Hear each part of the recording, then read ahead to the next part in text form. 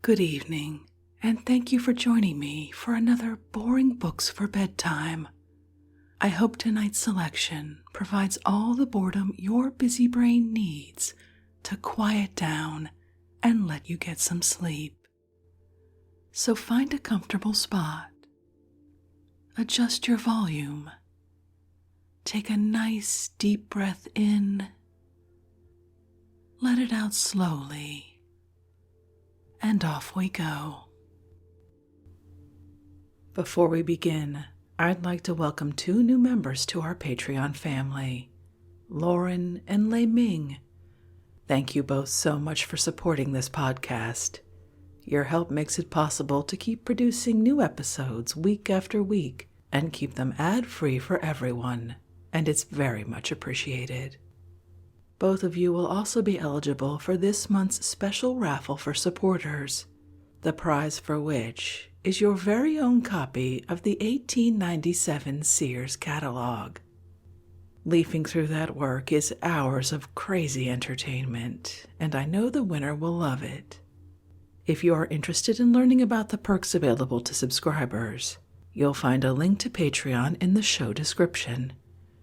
You'll also find a link to buymeacoffee.com, where you can leave us a one-time tip, no subscription required.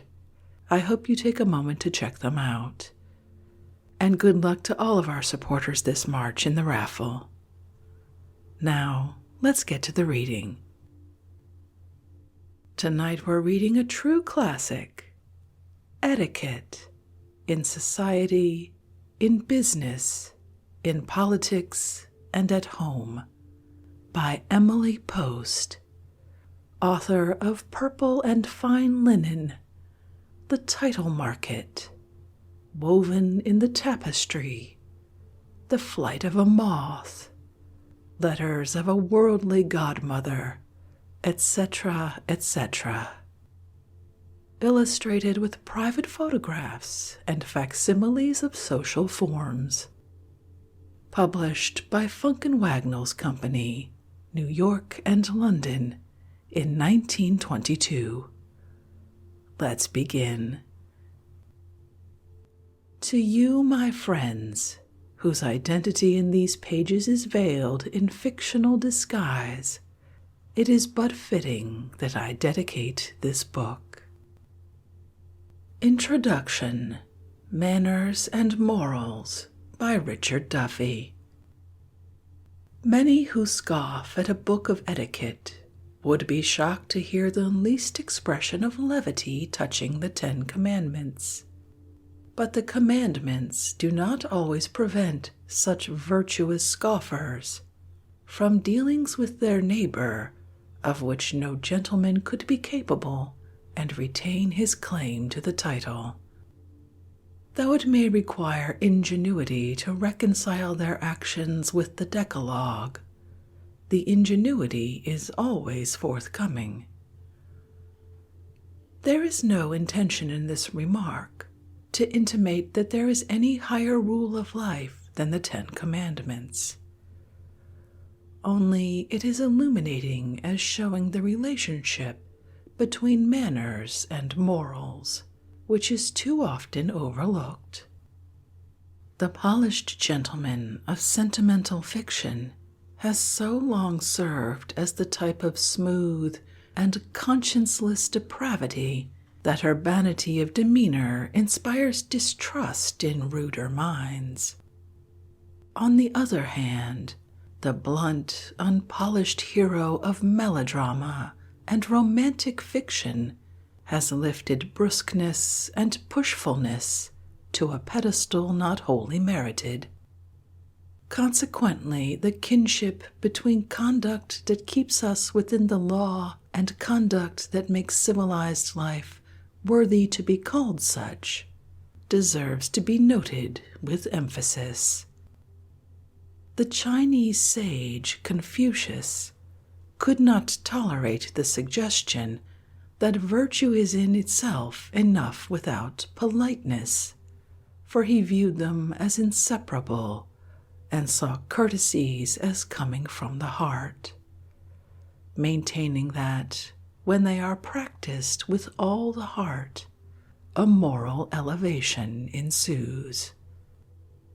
People who ridicule etiquette as a mass of trivial and arbitrary conventions, extremely troublesome to those who practice them, and insupportable to everybody else, seem to forget the long, slow progress of social intercourse in the upward climb of man from the primeval state. Conventions were established from the first to regulate the rights of the individual and the tribe. They were and are the rules of the game of life, and must be followed if we would play the game.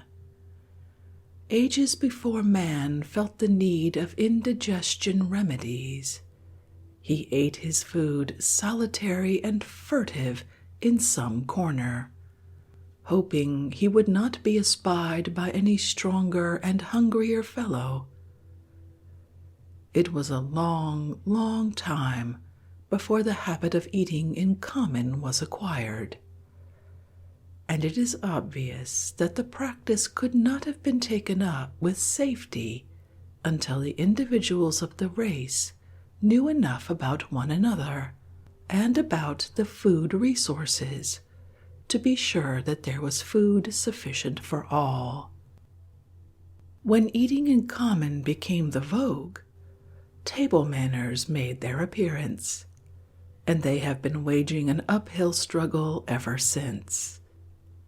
The custom of raising the hat when meeting an acquaintance derives from the old rule that friendly knights in accosting each other should raise the visor for mutual recognition in amity. In the knightly years, it must be remembered, it was important to know whether one was meeting friend or foe.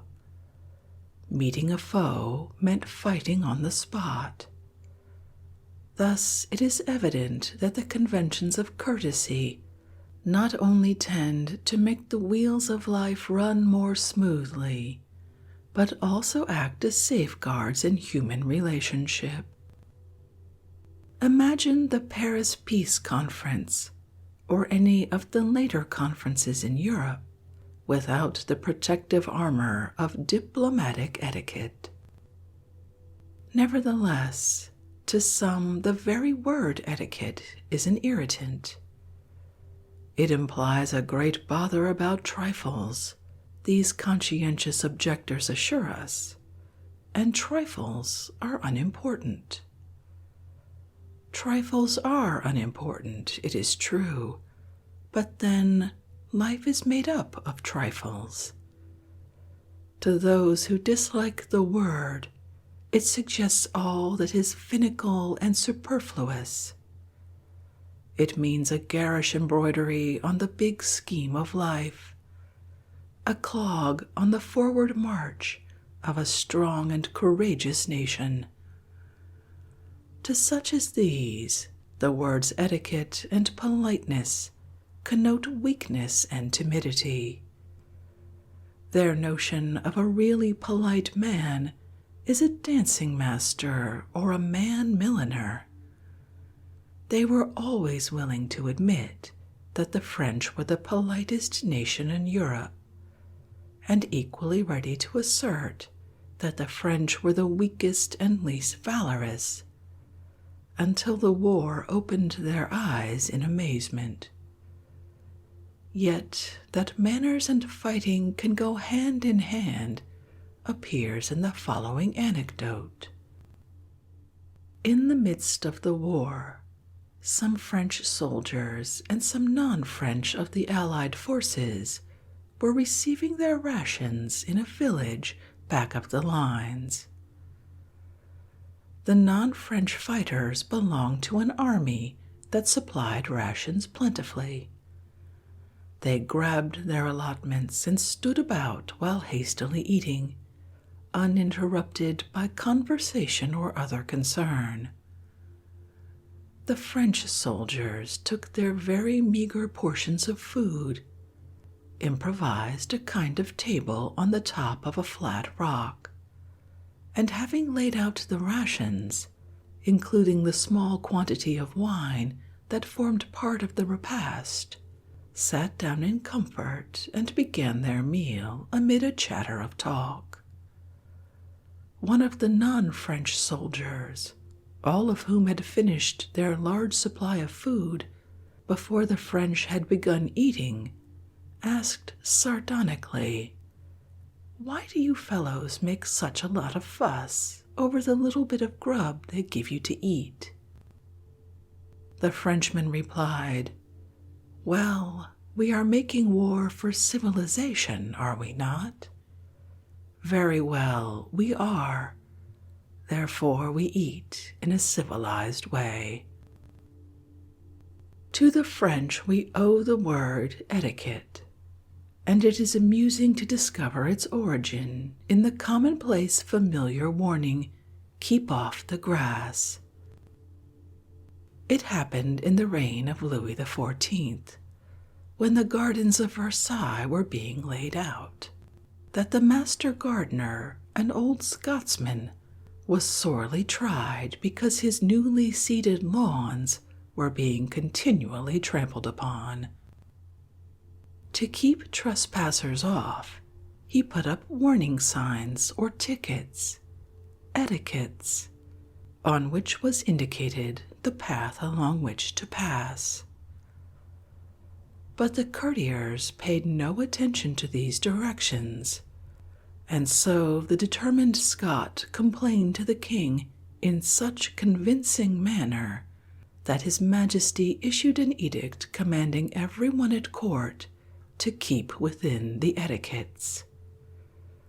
Gradually, the term came to cover all the rules for correct demeanor and deportment in court circles, and thus through the centuries it has grown into use to describe the conventions sanctioned for the purpose of smoothing personal contacts and developing tact and good manners in social intercourse.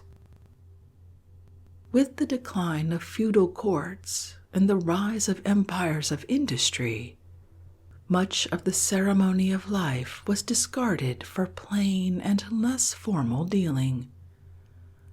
Trousers and coats supplanted doublets and hose, and the change in costume was not more extreme than the change in social ideas. The court ceased to be the arbiter of manners, though the aristocracy of the land remained the high exemplar of good breeding. Yet, even so courtly and materialistic a mind as Lord Chesterfield's acknowledged a connection between manners and morality, of which latter the courts of Europe seemed so sparing.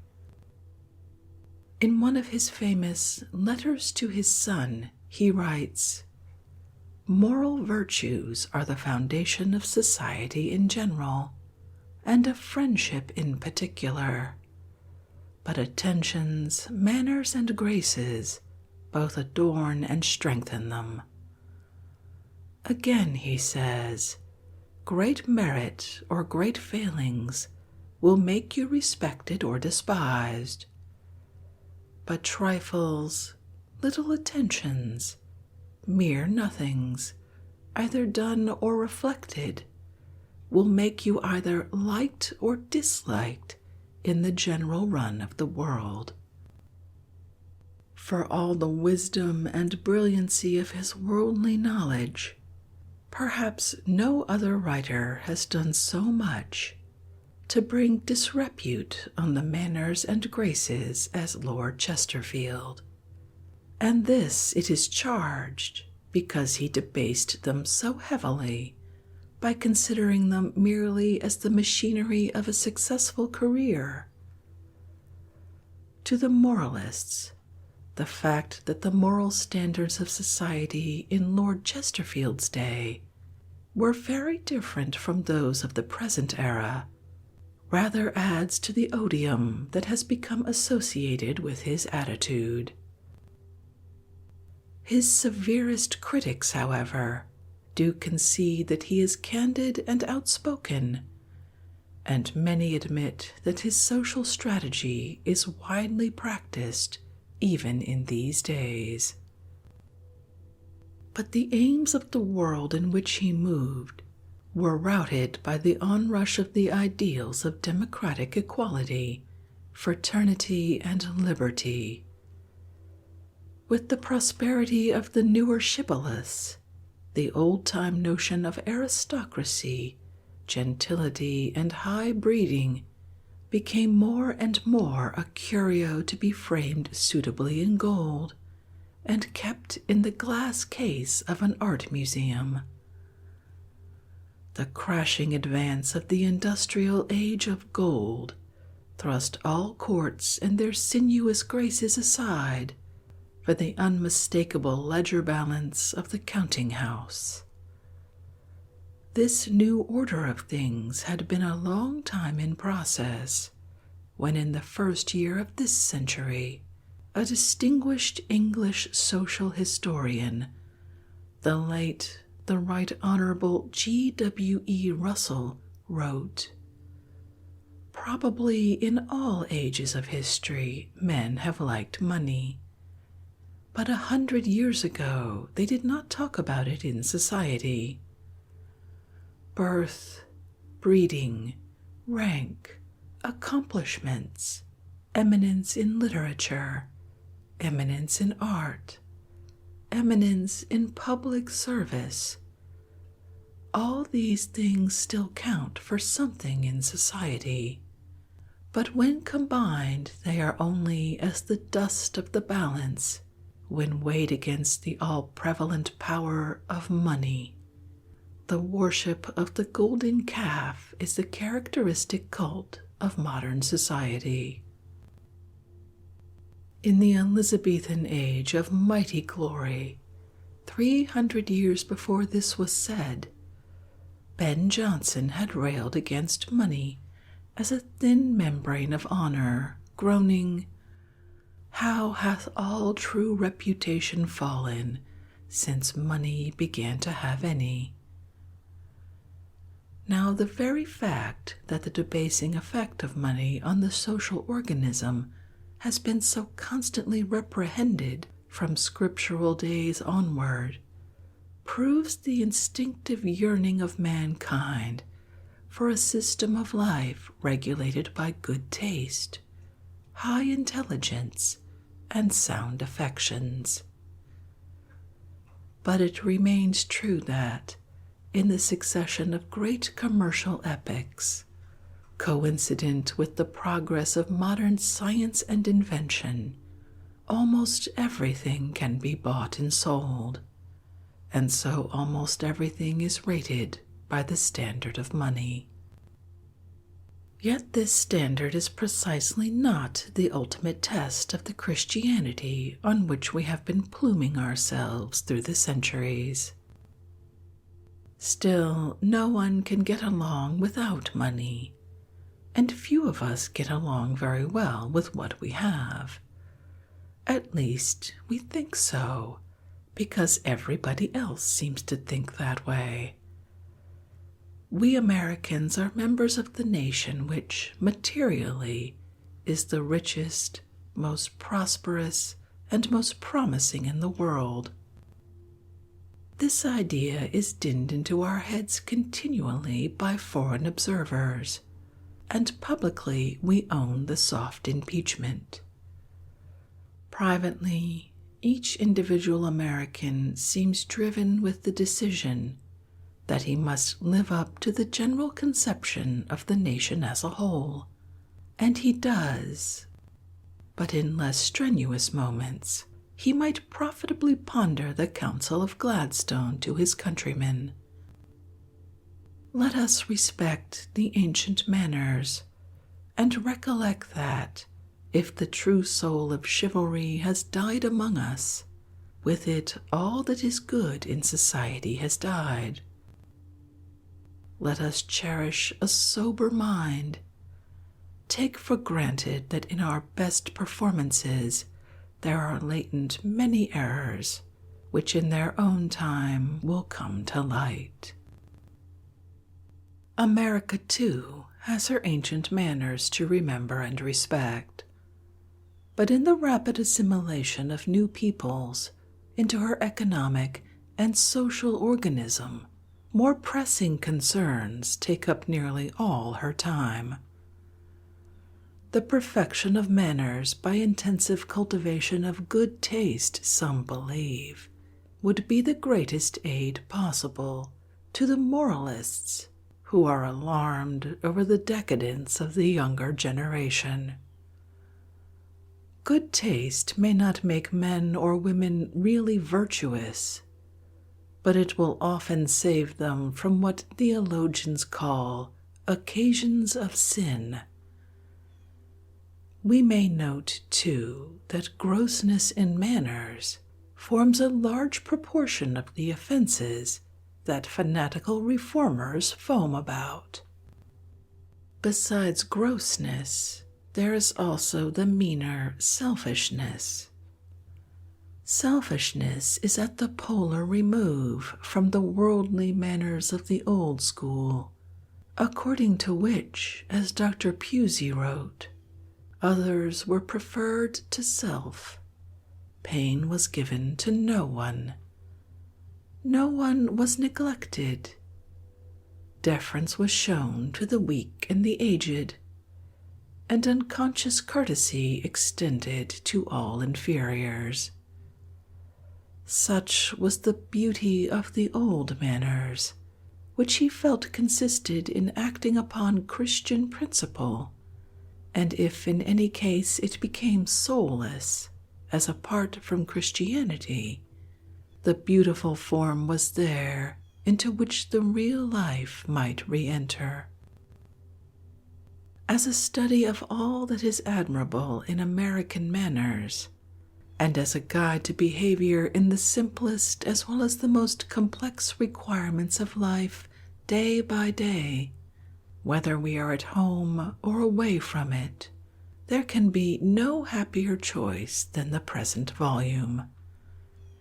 It is conceived in the belief that etiquette, in its broader sense, means the technique of human conduct under all circumstances in life.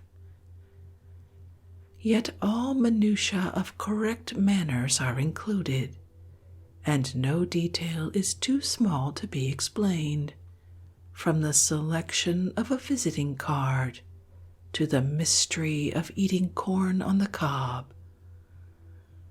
Matters of clothes for men and women are treated with the same fullness of information and accuracy of taste as are questions of the furnishing of their houses and the training of their minds to social intercourse. But there is no exaggeration of the minor details at the expense of the more important spirit of personal conduct and attitude of mind. To dwell on formal trivialities, the author holds, is like measuring the letters of the signboards by the roadside instead of profiting by the directions they offer. She would have us know also that it is not the people who make small technical mistakes or even blunders who are barred from the paths of good society, but those of sham and pretense, whose veneered vulgarity at every step tramples the flowers in the gardens of cultivation. To her mind, the structure of etiquette is comparable to that of a house, of which the foundation is ethics, and the rest good taste, correct speech, quiet, unassuming behavior, and a proper pride of dignity. To such is entertained the mistaken notion that politeness implies all give and little or no return. It is well to recall Coleridge's definition of a gentleman. We feel the gentlemanly character present with us, he said, whenever, under all circumstances of social intercourse, the trivial, not less than the important, through the whole detail of his manners and deportment, and with the ease of a habit, a person shows respect to others in such a way as at the same time implies, in his own feelings and habitually, an assured anticipation of reciprocal respect from them to himself. In short, the gentlemanly character arises out of the feeling of equality acting as a habit, yet flexible to the varieties of rank, and modified without being disturbed or superseded by them. Definitions of a gentleman are numerous, and some of them famous, but we do not find such copiousness for choice in definitions of a lady. Perhaps it has been understood all along that the admirable and just characteristics of a gentleman should of necessity be those also of a lady, with the charm of womanhood combined, and in these days with the added responsibility of the vote. Besides the significance of this volume as an indubitable authority on manners, it should be pointed out that as a social document, it is without precedent in American literature. In order that we may better realize the behavior and environment of well-bred people, the distinguished author has introduced actual persons and places in fictional guise. They are the persons and the places of her own world, and whether we can or cannot penetrate the incognito of the worldlies, the gildings, the kind hearts, the old names, and the others, is of no importance. Fictionally, they are real enough for us to be interested and instructed in their way of living. That they happen to move in what is known as society is incidental, for as the author declares at the very outset, best society is not a fellowship of the wealthy, nor does it seek to exclude those who are not of exalted birth, but it is an association of gentle folk, of which good form in speech, charm of manner, knowledge of the social amenities, and instinctive consideration for the feelings of others are the credentials by which society the world over recognizes its chosen members. The immediate fact is that the characters of this book are thoroughbred Americans, representative of various sections of the country, and free from the slightest tinge of snobbery. Not all of them are even well-to-do, in the post-war sense, and their devices of economy in household outlay, dress, and entertainment are a revelation in the science of ways and means. There are parents, children, relatives, and friends, all passing before us in the pageant of life from the cradle to the grave. No circumstance, from an introduction to a wedding, is overlooked in this panorama, and the spectator has beside him a cicerone in the person of the author, who clears every doubt and answers every question. In course, the conviction grows upon him that etiquette is no flummery of posers, aping the manners of their betters, nor a code of snobs, who divide their time between licking the boots of those above them and kicking at those below, but a system of rules of conduct based on respect of self coupled with respect of others.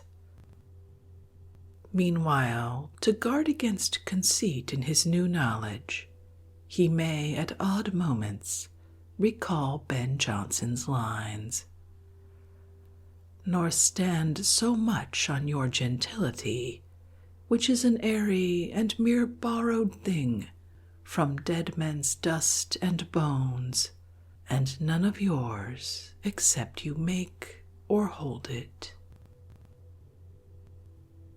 Etiquette, Chapter 1. What is best society? Society is an ambiguous term. It may mean much or nothing. Every human being, unless dwelling alone in a cave, is a member of society of one sort or another. And therefore it is well to define what is to be understood by the term best society and why its authority is recognized. Best society abroad is always the oldest aristocracy, composed not so much of persons of title, which may be new, as of those families and communities which have for the longest period of time known highest cultivation.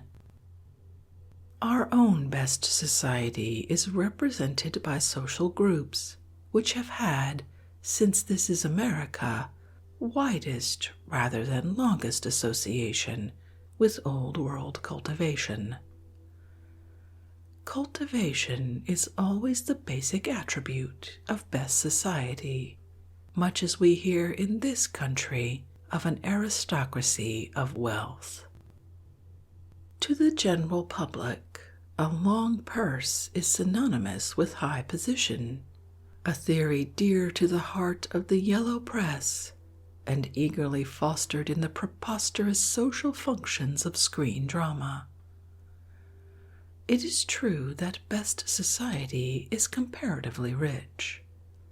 It is true that the hostess of great wealth, who constantly and lavishly entertains, will shine, at least to the readers of the press, more brilliantly than her less affluent sister.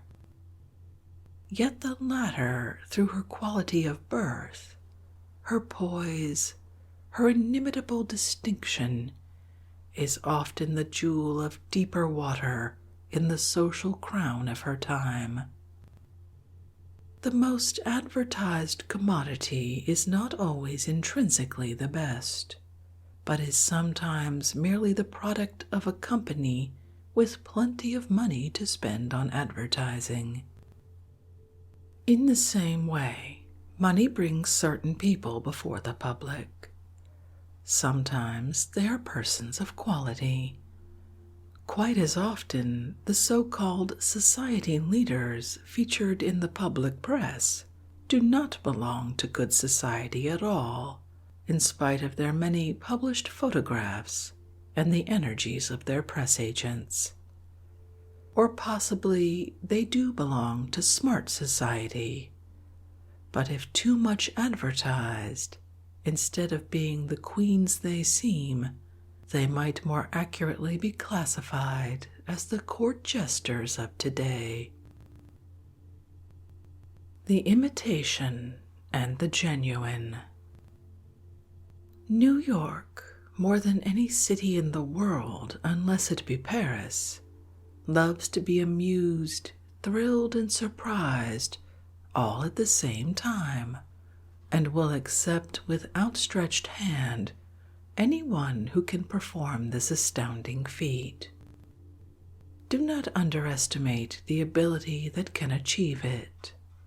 A scintillating wit, an arresting originality, a talent for entertaining that amounts to genius, and gold poured literally like rain are the least requirements. Puritan America, on the other hand, demanding, as a ticket of admission to her best society, the qualifications of birth, manners, and cultivation, clasps her hands tight across her slim, trim waist, and announces severely that New York's best is, in her opinion, very bad indeed. But this is because Puritan America, as well as the general public, mistakes the jester for the queen. As a matter of fact, best society is not at all like a court with an especial queen or king. nor is it confined to any one place or group, but might better be described as an unlimited brotherhood which spreads over the entire surface of the globe, the members of which are invariably people of cultivation and worldly knowledge, who have not only perfect manners, but a perfect manner. Manners are made up of trivialities of deportment, which can be easily learned if one does not happen to know them. Manner is personality, the outward manifestation of one's innate character and attitude toward life. A gentleman, for instance, will never be ostentatious or overbearing any more than he will ever be servile, because these attributes never animate the impulses of a well-bred person. A man whose manners suggest the grotesque is invariably a person of imitation rather than a real position. Etiquette must, if it is to be of more than trifling use, include ethics as well as manners. Certainly what one is of far greater importance than what one appears to be. A knowledge of etiquette is, of course, essential to one's decent behavior, just as clothing is essential to one's decent appearance, and precisely as one wears the latter without being self-conscious of having on shoes and perhaps gloves, one who has good manners is equally unself-conscious in the observance of etiquette, the precepts of which must be so thoroughly absorbed as to make their observance a matter of instinct rather than of conscious obedience. Thus, best society is not a fellowship of the wealthy, nor does it seek to exclude those who are not of exalted birth, but it is an association of gentlefolk, of which good form in speech, charm in manner, knowledge of the social amenities, and instinctive consideration for the feelings of others are the credentials by which society the world over recognizes its chosen members. Chapter 2. Introductions. The correct form. The word present is preferable on formal occasions to the word introduce. On informal occasions, neither word is expressed, though understood, as will be shown below. The correct formal introduction is, "Mrs. Jones, may I present Mr. Smith?" Or, "Mr. Distinguished, may I present Mr. Young?" The younger person is always presented to the older or more distinguished, but a gentleman is always presented to a lady, even though he's an old gentleman of great distinction and the lady a mere slip of a girl. No lady is ever, except to the President of the United States, a cardinal or a reigning sovereign, presented to a man. The correct introduction of either a man or woman to the President is, "Mr. President, I have the honor to present Mrs. Jones of Chicago." To a cardinal, "Your Eminence, may I present Mrs. Jones?" To a king, much formality of presenting names on lists is gone through beforehand. At the actual presentation, an accepted name is repeated from functionary to equerry, and nothing is said to the king or queen except "Mrs. Jones." But a foreign ambassador is presented. "Mr. Ambassador, may I present you to Mrs. Jones?" Very few people in polite society are introduced by their formal titles. A hostess says, "Mrs. Jones, may I present the Duke of Over There," or Lord Blank. Never His Grace or His Lordship. The Honorable is merely Mr. Lordson or Mr. Holdoffice. A doctor, a judge, a bishop are addressed and introduced by their titles. The clergy are usually Mr., unless they formally hold the title of doctor or dean or canon. A Catholic priest is Father Kelly. A senator is always introduced as senator, whether he is still in office or not. But the President of the United States, once he is out of office, is merely Mr. and not ex-president. The prevailing introduction and inflection. In the briefer form of introduction commonly used, Mrs. Worldly, Mrs. Norman. If the two names are said in the same tone of voice, it is not apparent who is introduced to whom, but by accentuating the more important person's name, it can be made as clear as though the words "May I present" had been used. The more important name is said with a slightly rising inflection, the secondary as a mere statement of fact. For instance, suppose you say, "Are you there?" and then, "It is raining." Use the same inflection exactly and say, "Mrs. Worldly, Mrs. Younger." "Are you there? It is raining. Mrs. Worldly, Mrs. Younger." The unmarried lady is presented to the married one, unless the latter is very much the younger. As a matter of fact, in introducing two ladies to each other, or one gentleman to another, no distinction is made.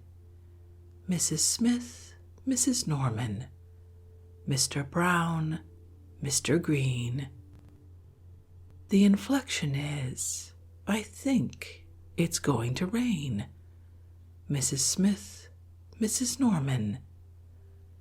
A man is also often introduced, Mrs. Worldly, Mr. Norman. But to a very distinguished man, a mother would say, "Mr. Edison, my daughter Mary." To a young man, however, she should say, "Mr. Struthers, have you met my daughter?" If the daughter is married, she should have added, "My daughter, Mrs. Smartlington." The daughter's name is omitted because it is extremely bad taste, except in the South, to call her daughter Miss Mary to anyone but a servant. And on the other hand, she should not present a young man to Mary. The young man can easily find out her name afterward. Other permissible forms of introduction are, "Mrs. Jones, do you know Mrs. Norman?" Or, "Mrs. Jones, you know Mrs. Robinson, don't you?" On no account say, "Do you not?" Best society always says, "Don't you?" Or, "Mrs. Robinson, have you met Mrs. Jones?" Or, "Mrs. Jones, do you know my mother?" Or, "This is my daughter Ellen, Mrs. Jones." These are all good form, whether gentlemen are introduced to ladies, ladies to ladies, or gentlemen to gentlemen. In introducing a gentleman to a lady, you may ask Mr. Smith if he has met Mrs. Jones, but you must not ask Mrs. Jones if she has met Mr. Smith. Forms of introductions to avoid. Do not say, "Mr. Jones, shake hands with Mr. Smith," or "Mrs. Jones, I want to make you acquainted with Mrs. Smith."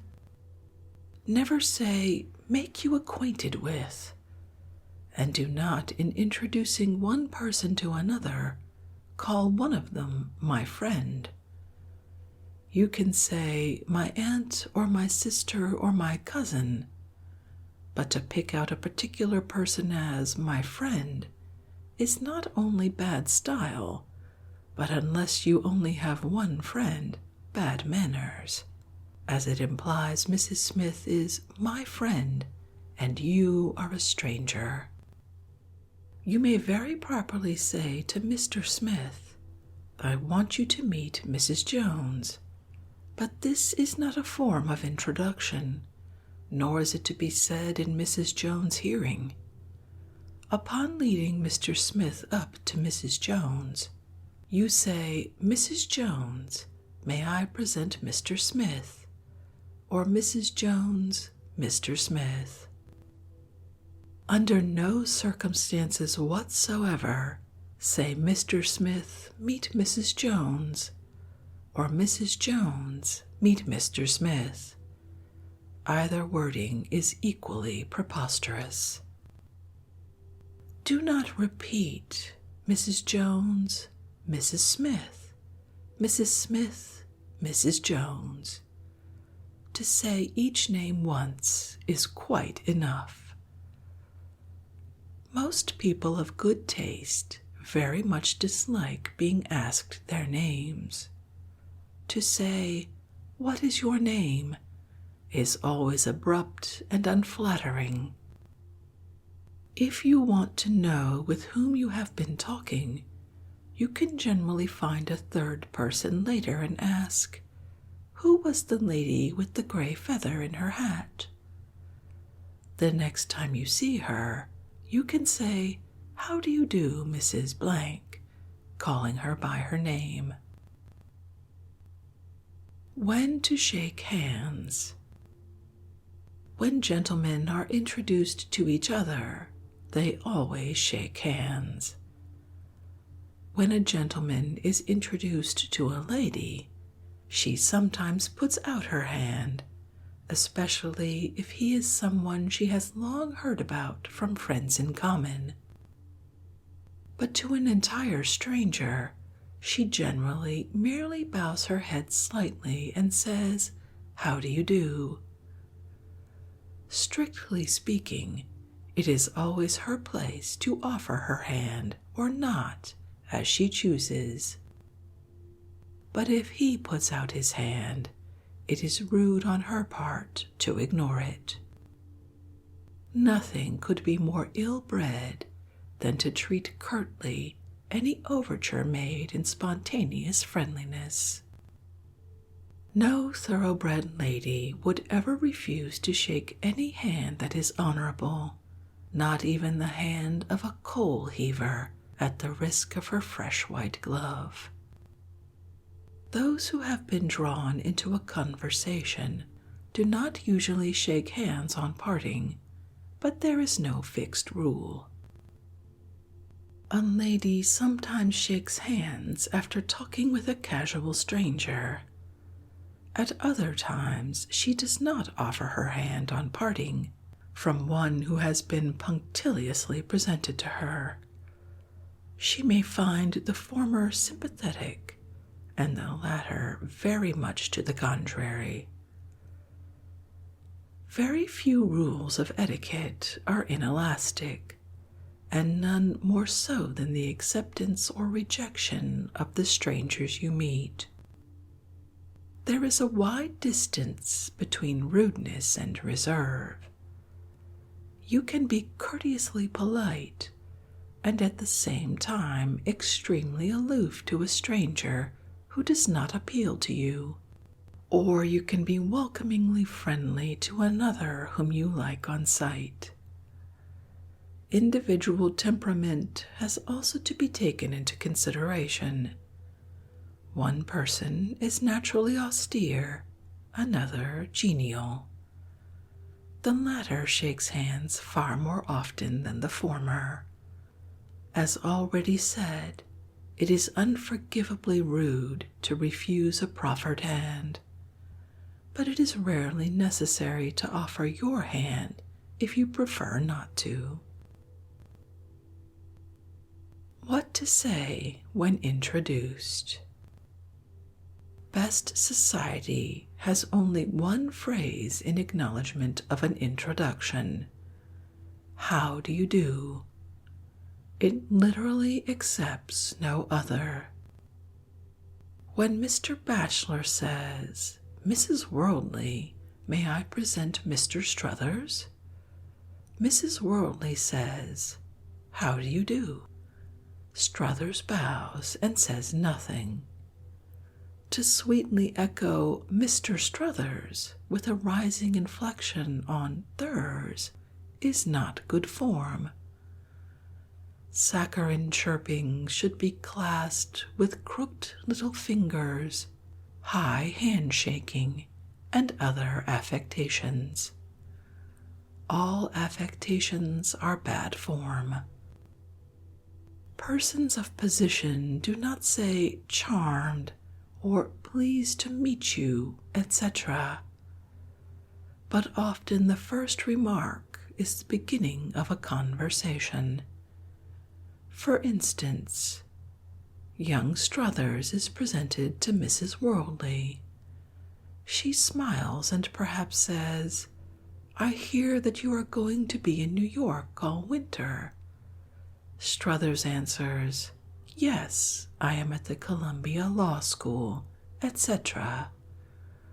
Or since he is much younger than she, he might answer, "Yes, Mrs. Worldly," especially if his answer would otherwise be a curt yes or no.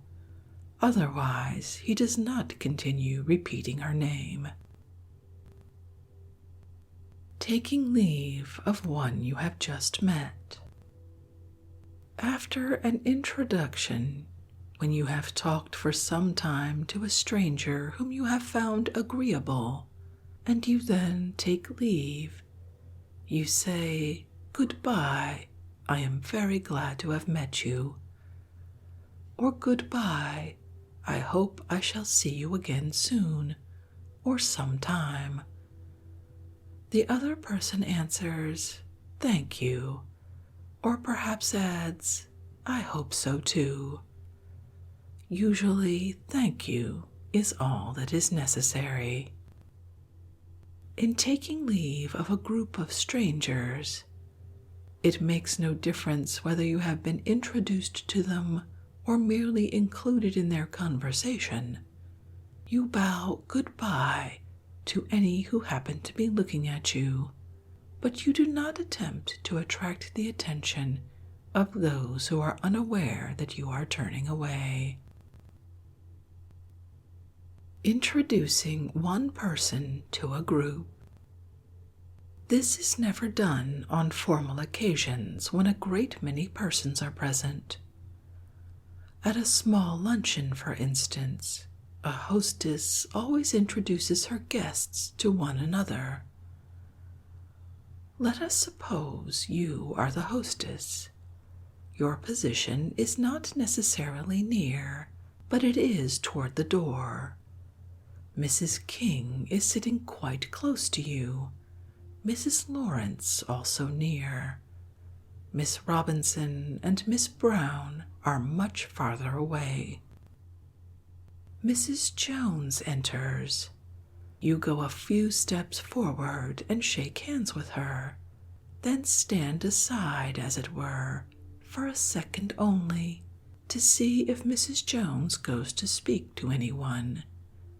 If she apparently knows no one, you say, "Mrs. King, do you know Mrs. Jones?" Mrs. King, being close at hand, usually, but not necessarily, rises, shakes hands with Mrs. Jones, and sits down again. Having said Mrs. Jones once, you do not repeat it immediately, but turning to the other lady sitting near you, you say, "Mrs. Lawrence." Then you look across the room and continue, "Miss Robinson, Miss Brown, Mrs. Jones." Mrs. Lawrence, if she is young, rises and shakes hands with Mrs. Jones, and the other two bow but do not rise. At a very big luncheon, you would introduce Mrs. Jones to Mrs. King and possibly to Mrs. Lawrence, so that Mrs. Jones might have someone to talk to. But if other guests come in at this moment, Mrs. Jones finds a place for herself and after a pause falls naturally into conversation with those she is next to, without giving her name or asking theirs. A friend's roof is supposed to be an introduction to those it shelters. In best society, this is always recognized if the gathering is intimate, such as at a luncheon, dinner, or house party, but it is not accepted at a ball or reception or any general entertainment. People always talk to their neighbors at table, whether introduced or not. It would be a breach of etiquette not to. But if Mrs. Jones and Mrs. Norman merely spoke to each other for a few moments in the drawing room, it is not necessary that they recognize each other afterwards.